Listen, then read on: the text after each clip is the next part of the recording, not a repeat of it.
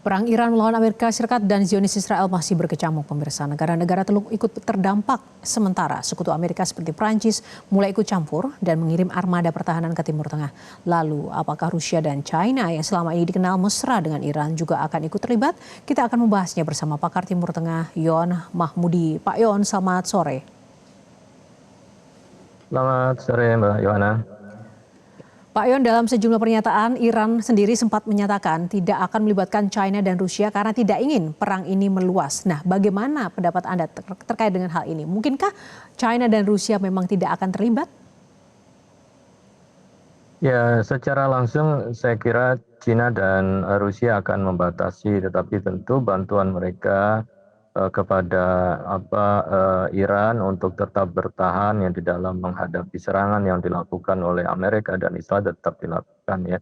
Bantuan dalam bentuk teknologi ya, yang itu juga ya sangat penting di dalam hal menentukan serangan ke sasaran-sasaran yang ada di Timur Tengah ya, terutama pangkalan militer, kemudian juga ya ke Israel, itu kan juga tidak lepas ya dari kontribusi dari China, kemudian juga ahli-ahli rudal Rusia juga kan masih terlibat ya di dalam negeri Iran. Namun tentu mereka tidak mau terlibat secara langsung ya, karena penting untuk menjaga agar Iran tetap eksis ya di dalam melawan serangan yang dilakukan oleh Israel dan juga oleh Amerika. Dan Iran sendiri kan juga menyatakan akan terus ya melakukan perlawanan karena itu bagian dari hak mereka ya untuk melakukan defense ya atas apa yang sudah dilakukan Amerika dan Israel ya dalam bentuk serangan-serangan ke Teheran itu. Nah, Anda mengatakan bahwa tadi China dan Rusia akan membatasi diri untuk kemudian terlibat agar Iran tetap eksis. Maksudnya seperti apa, Pak? Ketika pada akhirnya nanti Iran harus berhadapan dengan keterbatasan teknologi maupun juga persenjataan. Ya, dalam waktu yang lama kan setelah revolusi hubungan antara Rusia, China dengan Iran kan juga sangat dekat ya. Jadi pengembangan teknologi, persenjataan, pertahanan itu kan juga sudah dikembangkan sedemikian rupa ya, termasuk juga kemampuan Iran untuk membuat ya misil balistik dalam bentuk hipersonik ya yang bisa menjangkau ribuan kilometer, itu kan juga tidak terlepas dari bantuan dari Rusia dan dilengkapi dengan teknologi yang canggih ya.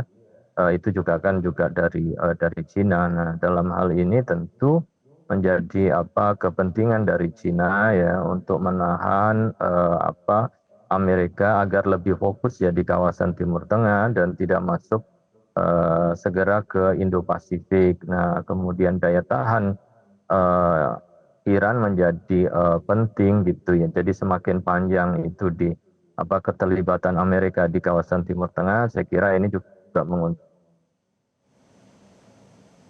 China sehingga Amerika tidak fokus di Asia Pasifik yang itu memperkuat ya rivalitas permusuhan dengan China. Nah, dari sisi ini saya kira kemudian upaya China untuk ya memperkuat dukungan itu dalam bentuk teknologi agar Iran tetap ya eksis, tetap bertahan ya, di dalam menghadapi gempuran serangan yang dilakukan oleh Amerika maupun oleh Israel. Nah, bagaimana terkait dengan propaganda Israel yang melakukan serangan ke sejumlah negara, diduga melakukan serangan ke sejumlah negara agar untuk mendapat dukungan, misalnya terkait dengan Arab Saudi yang ternyata sampai dengan saat ini pun Iran juga tidak mengakui menyerang Arab Saudi dan Arab Saudi pun juga tidak mengakui atau tidak kemudian menyalahkan Iran. Dan ketika ini terus terjadi, apa nanti dampak terbesarnya secara global ketika memang Israel tidak berhenti untuk melancarkan strategi propaganda perang ini? Ya, itu tadi kan ya bagian dari propaganda Israel ya, bagaimana kemudian Israel berusaha agar negara-negara di Teluk itu terseret di dalam perang dengan Iran. Karena kan dalam waktu yang lama juga negara-negara Teluk diyakinkan bahwa musuh di regional itu adalah Iran dan mereka harus mempersiapkan diri. Walaupun kan sebenarnya sebelumnya kan mereka sudah mencoba untuk melakukan normalisasi antara Saudi dengan Iran.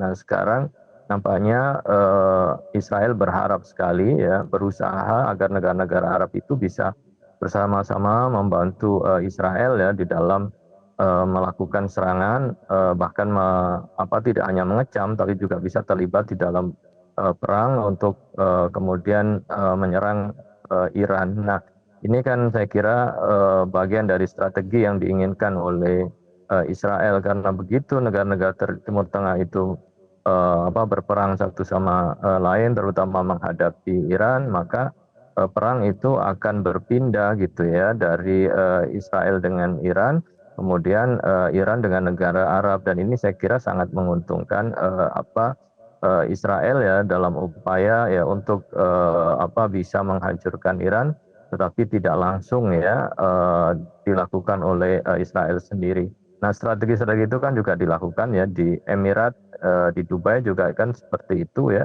Ada serangan rudal yang dilakukan, tetapi ternyata rudal itu arahnya bukan berasal dari lokasi Iran, tetapi dari arah yang berlawanan, dan itu kan bisa dipastikan berasal dari Israel. Saya kira ya bagian dari strategi propaganda dan juga operasi militer yang mereka lakukan untuk mendapat dukungan dari negara-negara Arab. Ya.